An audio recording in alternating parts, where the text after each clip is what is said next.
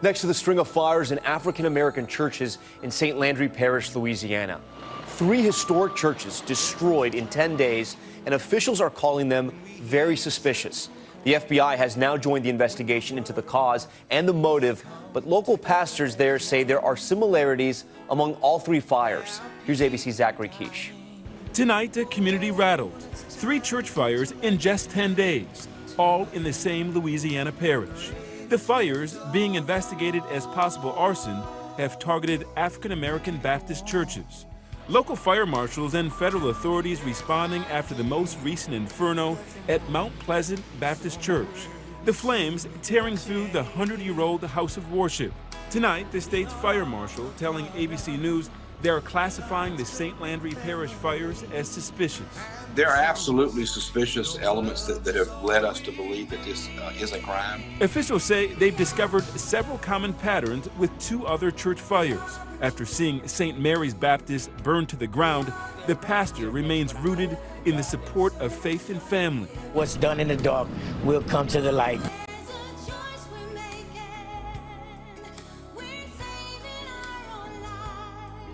Thank you all very much for coming out. Today is a very special day for us as we celebrate resilience and love and brotherhood of your fellow man. Today we are also celebrating the fact that we have the 3 pastors whose church were born in Opelousas, St. Landry Parish. And here to introduce them and tell you a little bit about what's going on is the mayor of Opelousas himself, the Honorable Julius Alcindor. Turning stone to bread, and so we all must lend a helping hand. Overnight, the son of a sheriff's deputy is under arrest, accused of starting those fires at 3 historically black churches in Louisiana. Steve Osinsami joins us now with the latest. Good morning, Steve.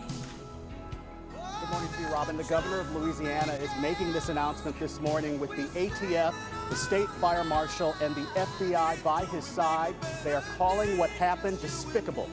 Indeed, a pleasure to be here today with these 3 fine gentlemen that stand behind me and the national president of the Baptist Association. Let me first introduce the 3 gentlemen to my immediate left here. Pastor Kyle Sylvester, St. Mary Baptist Church in Port Barre, Louisiana. Pastor Gerald Toussaint, Mount Pleasant Baptist Church in Opelousas. And the Reverend Harry Richard, Greater Union Baptist Church in the city of Opelousas.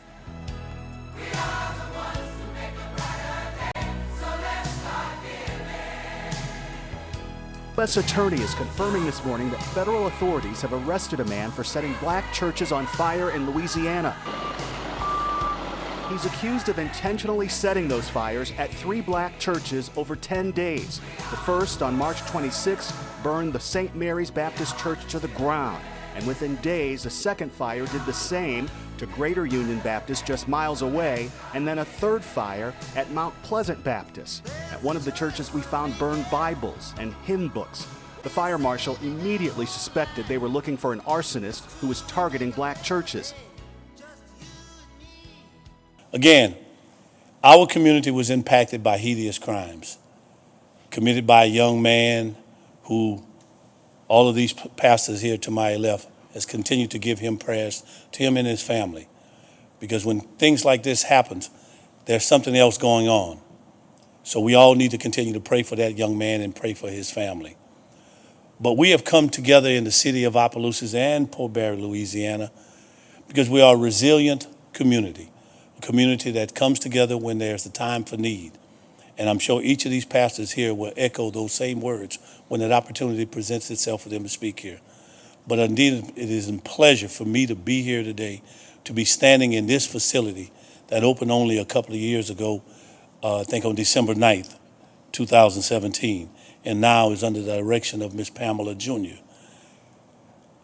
She and I were speaking earlier about the history that both sections of this museum here has.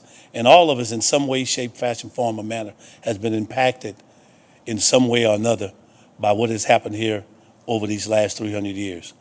But again, we've come this long way, but all of us still have a long ways to go. And again, here to my left, these three gentlemen, they definitely need to be recognized and applauded for their efforts of leading their congregation, but also the members who have played such an integral part for them to get where they are today.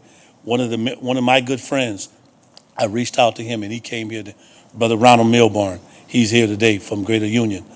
So you have that community, you have that family that is here supporting in the city of Opelousas. And I can tell you, as the representative and the mayor of the great city of Opelousas, we have done each and every day, try to do the best that we can to give hope, give helping hands, and support.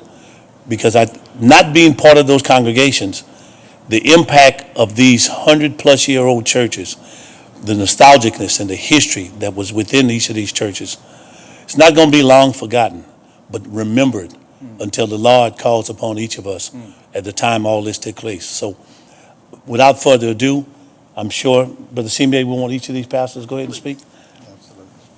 And I'll let him go ahead and say his name while he's up here. But again, as I stand here today, being supportive of you today, but all the times that you've called upon us and we came together, I ask that as we go forward, if there's anything that I, as the mayor of the city of Opelousas, can do for each of you, feel free to reach out and you will touch someone. Man. Thank you, Mayor. Thank you, Mr. Simeon. Thank you, Mississippi, Jackson, Mississippi, for opening up your doors for us coming here today.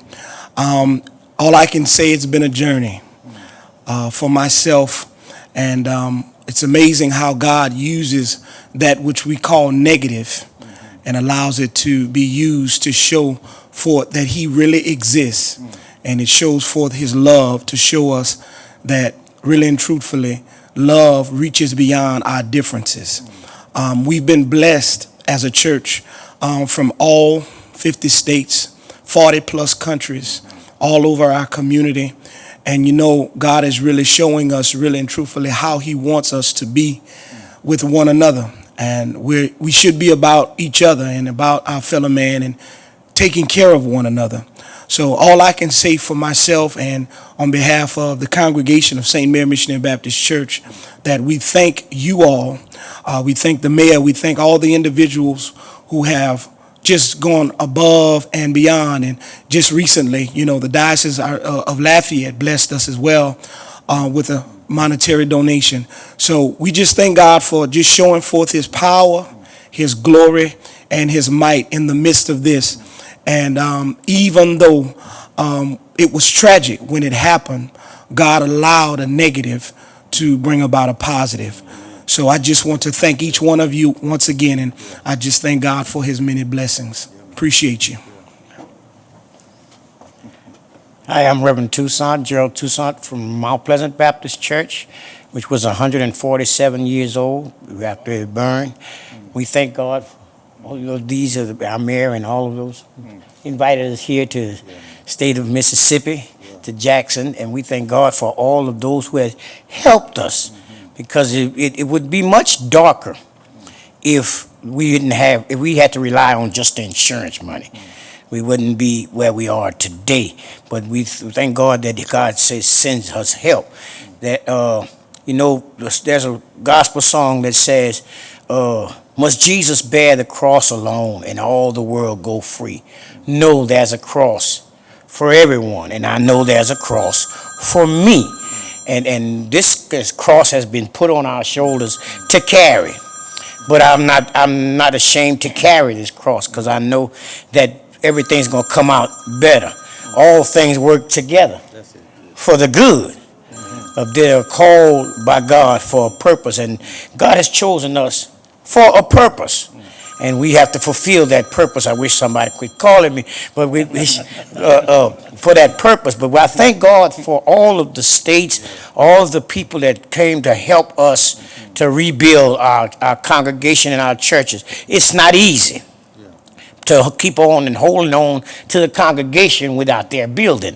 But now that we've had all the help, we're going to put up something that will glorify God. And I thank God for the opportunity to be used to lead these people back into their congregation. God bless you. May God forever keep you as I help. My name is Pastor Harry Richard from the Greater Union Missionary Baptist Church from Opelousas, Louisiana.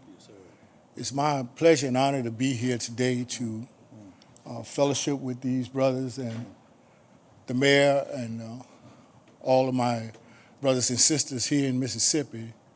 We're more than happy for the way that God has blessed us.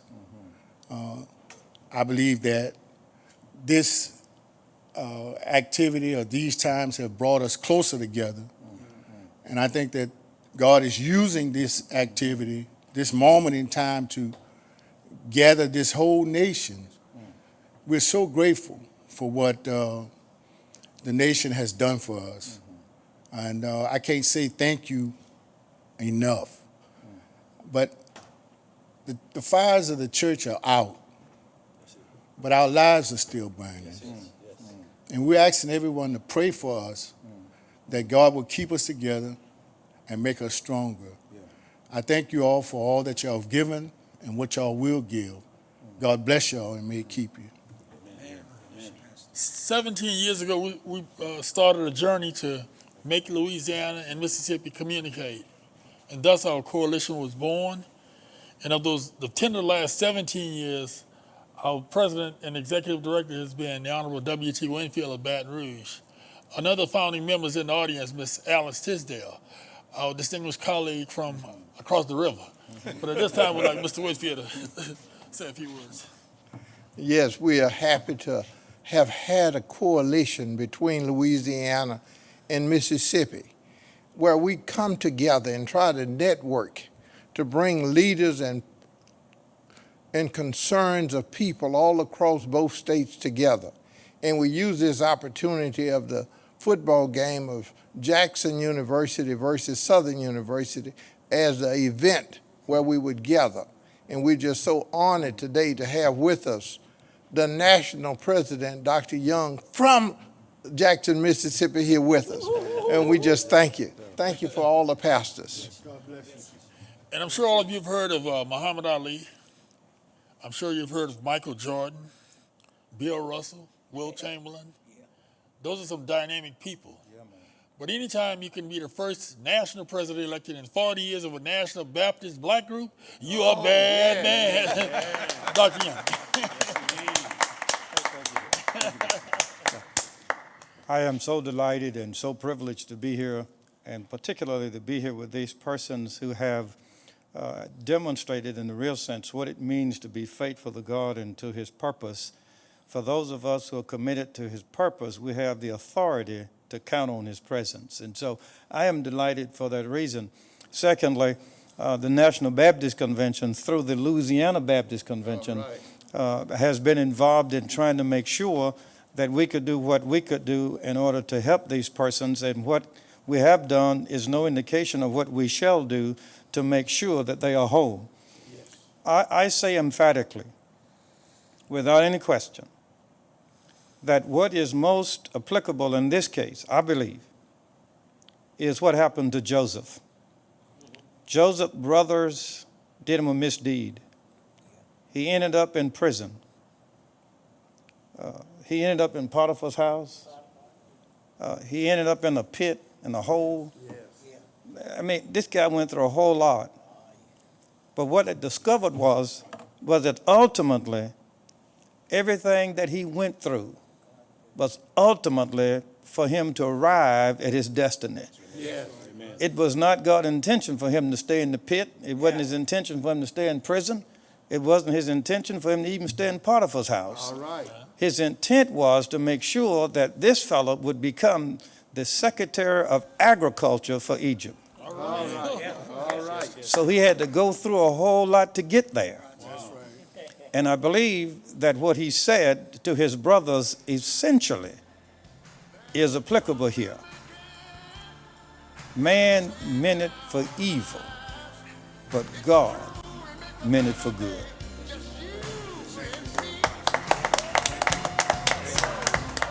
This time, if y'all have any questions, we'd like to open the floor.